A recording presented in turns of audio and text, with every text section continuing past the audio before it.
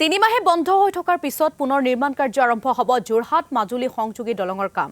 এসপ্তাহৰ ভিতৰতে দলঙৰ কাম আৰম্ভ কৰা আশ্বাস কেন্দ্ৰীয় পথ পৰিবহণ মন্ত্ৰী নীতিন গাডকাৰীৰ। মাজুলীৰ উত্তৰ কমলাবাৰী সত্ৰৰ সত্ৰাধিকাৰ জনাৰ্দন দেৱগোস্বামীয়ে দলং নিৰ্মাণ সন্দৰ্ভত সোমবাৰে সাক্ষাৎ কৰিছিল কেন্দ্ৰীয় মন্ত্ৰীগৰাকীক।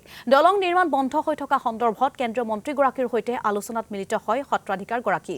দীৰ্ঘ সময় আলোচনাৰ অন্তত অতি শীঘ্ৰেই দলং নিৰ্মাণৰ কাম আৰম্ভ কৰাৰ আশ্বাস দিয়ে কেন্দ্ৰীয় মন্ত্ৰীগৰাকীয়ে। পুনৰ দলঙৰ কাম আৰম্ভ সন্দৰ্ভত অৱগত হোৱাৰ পিছতেই উৎফুল্লিত হৈ পৰিছে মাজুলীবাসী।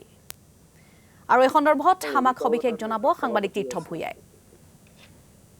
হয়, যোৱা ছেপ্টেম্বৰ মাহৰ 4 তাৰিখে যোৰহাট মাজুলী সংযোগী যিখন সপোনৰ দলং, সেই দলঙৰ নিৰ্মাণ কাৰ্য বন্ধ হৈছিলে আৰু এতিয়া 3 মাহ দিন উকলিল। 3 মাহ দিন উকলাৰ পাছত আচলতে কালি উত্তৰ কমলাবাৰী সত্ৰৰ সত্ৰাধিকাৰ জনাৰ্দন দেৱগোস্বামীৰ লগতে এটা সজাতিৰ দলে পথ পৰিবহণ মন্ত্ৰী নীতিন গাডকাৰীক সাক্ষাৎ কৰিছিল আৰু সাক্ষাৎ কৰাৰ পিছতে যিহেতু প্ৰতিশ্ৰুতি প্ৰদান কৰিছিলে, যিহেতু এসপ্তাহৰ ভিতৰত যোৰহাট মাজুলী সংযোগী যি দলঙৰ স্থবিৰতা, সেই স্থবিৰতা দূৰৰ কথা উল্লেখ কৰিছে আৰু সমান্তৰালভাৱে যি 20 মিনিট জোৰা যি সাক্ষাৎকাৰ হৈছিলে, সেই সাক্ষাৎকাৰত তেখেতে কৈছে যে এই যি নিৰ্মাণকাৰী প্ৰতিষ্ঠান ইউপি ষ্টেট ব্ৰিজ কৰ্পৰেশ্যন, দৰকাৰ হ'লে সেই ইউপি ষ্টেট ব্ৰিজ কৰ্পৰেশ্যনৰ হাতৰ পৰা আনি বেলেগক হ'লেও দি বা উপঠিকা দি এই যি স্থবিৰতা, সেই স্থবিৰতা দূৰীকৰণৰ কথা উল্লেখ কৰিছে। আৰু সত্ৰাধিকাৰ লগতে মাজুলী বিধায়ক ভুৱন গাম, সাংসদ প্ৰদান বৰুৱা, ৰাজ্যসভাৰ সাংসদ প্ৰাক্তন মন্ত্ৰী ৰামেশ্বৰ তেলী উপস্থিত আছিল।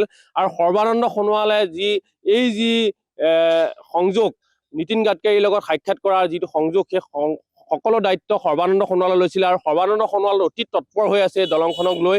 আৰু যেতিয়া 20 মিনিট সময় তেখেতসকলে যি এই দলঙৰ ওপৰত আলোচনা কৰিছিলে, সেই আলোচনাত অতি গুৰুত্ব সহকাৰে লৈছিলে নীতিন গাডকাৰীয়ে যে দলংখনৰ যি নিৰ্মাণ কাৰ্যৰ যি স্থবিৰতা, যি বন্ধ হৈ থকা দুটা কোম্পানীৰ মাজত যি থিয়া নথিয়া ৰণ, সেই ৰণ আঁতৰাই এই যি নিৰ্মাণ কাৰ্য, সেই নিৰ্মাণ কাৰ্য আৰম্ভ হ'ব বুলি উল্লেখ কৰিছিলে। আৰু এই মুহূৰ্তত দেখুৱাইছে যে এই মুহূৰ্ততো যি দলঙৰ সামগ্ৰী, সেই সামগ্ৰীসমূহ ইয়াৰ পৰা লৈ যোৱা পৰিৱেশটো দেখুৱাইছো যে ইয়াৰ পৰা লৈ গৈছে। আৰু সমান্তৰালভাৱে এটা কথা ক'ব লাগিব যে যি BRC কোম্পানী যিসমূহ সা সামগ্ৰী আছিলে ইতিমধ্যে ইয়াৰ পৰা লৈ যোৱা দেখিবলৈ পোৱা গ'ল। আৰু সমান্তৰালভাৱে ক'ব লাগিব এই মুহূৰ্ততো দলঙৰ যিসমূহ খুঁটাৰ পাইপ, সেই পাইপসমূহ খুলি থকা দেখুৱাইছো। সমান্তৰালভাৱে এনেধৰণে কেঙেৰ জৰিয়তে খুলি থকা দেখুৱাইছো। আৰু সমান্তৰালভাৱে যি স্থবিৰতা, সেই স্থবিৰতা আঁতৰাক লৈ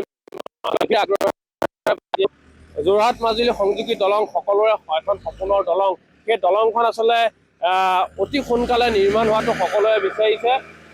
এই যি আলোচনা, সেই আলোচনাই আচলতে আশাৰ বতৰা আনিছে। বিশেষকৈ এই স্থবিৰতা দূৰৰ কথা ইতিমধ্যেই উল্লেখ হৈছে।